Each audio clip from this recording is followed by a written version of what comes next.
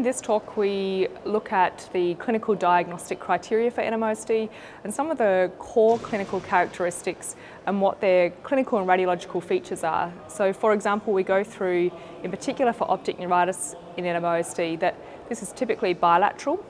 It often involves the posterior aspect of the optic nerve and can involve the chiasm in about 20% of patients. And this is in contrast to, say, MS, which is often a unilateral optic neuritis, or MOG, that is often an anterior segment optic neuritis. We then also looked at the transverse myelitis in NMOSD and covered that the radiological features are that it typically involves a longitudinally extensive lesion, which means that it's greater than 3 vertebral segments in length. And this is again in contrast to MS, in which we typically would see short segment lesions. And when you look on the axial sequences, often for NMOSD you'll see central grey matter involvement, which is again in contrast to MS where we might see a peripheral lesion.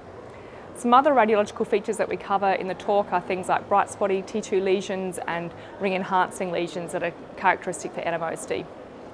And then we go through some radiological features of diencephalic lesions, so affecting the hypothalamus and thalamus, and some of the brain lesions that can involve the linear corpus callosal lesions as well as subcortical lesions.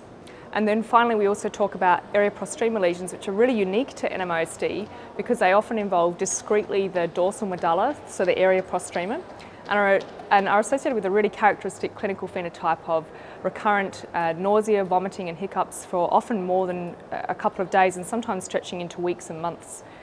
So they were the core clinical characteristics and radiological characteristics that we covered in that session.